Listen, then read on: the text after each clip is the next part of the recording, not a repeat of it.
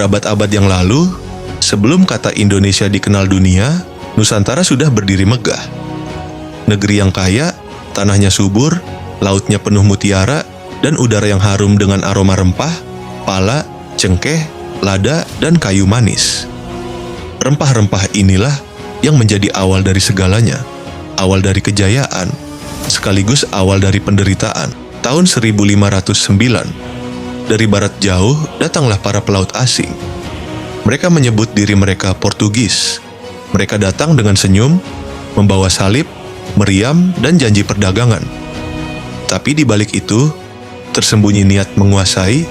Mereka merebut Malaka tahun 1511, menjadikan pelabuhan penting itu milik mereka.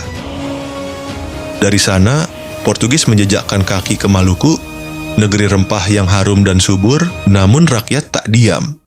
Sultan Baabullah dari Ternate bangkit melawan. Pertempuran demi pertempuran terjadi, hingga akhirnya Portugis terusir pada tahun 1575. Tapi kisah kelam belum berakhir. Tak lama, datang Spanyol dari arah timur. Mereka berpihak pada Tidore, saingan Ternate. Persahabatan berubah jadi permusuhan. Maluku terbakar oleh perang saudara dan perebutan rempah. Dunia barat menjadikan tanah timur kita sebagai medan perebutan kekuasaan. Tahun 1596, bangsa Belanda datang. Mereka belajar dari Portugis dan Spanyol. Jika ingin kaya, kuasai sumbernya Nusantara. Mereka membentuk VOC, perusahaan dagang yang punya kuasa seperti negara. Mereka tak sekadar berdagang. Mereka mengatur harga, menipu, bahkan memaksa. Awalnya mereka tersenyum, membawa hadiah dan janji manis. Tapi di balik itu, ada rencana kelam. Rempah yang dulu jadi simbol kemakmuran, kini jadi alat penjajahan. Ketika rakyat sadar, perlawanan pun pecah. Namun senjata bambu tak sebanding dengan meriam mereka. Darah tumpah di tanah rempah. Tapi semangat tak padam, VOC berkuasa lebih dari 2 abad. Tapi keserakahan menghancurkan mereka. Tahun 1799, VOC bangkrut. Namun Belanda mengambil alih kekuasaan dan menjadikan Nusantara sebagai Hindia Belanda. Dari sinilah masa paling kelam dimulai. Sistem tanam paksa atau kultur stelsel memaksa rakyat menanam kopi, tebu, dan nila untuk kepentingan kolonial.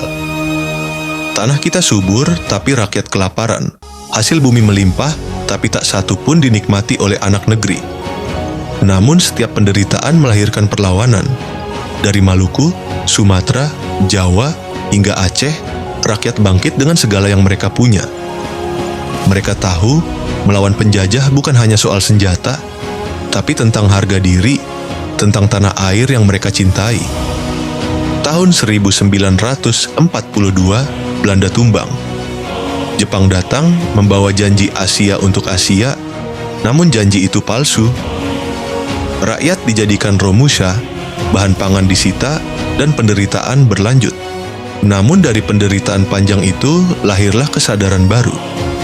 Kesadaran bahwa bangsa ini harus berdiri di atas kaki sendiri.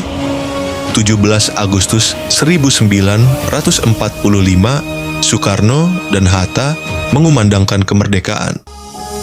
Dunia mendengar suara Nusantara bahwa kita merdeka dan tak akan dijajah lagi. Dari rempah yang harum, lahir darah perjuangan. Dari tanah yang dijarah, lahir bangsa yang berdaulat. Inilah kisah kita.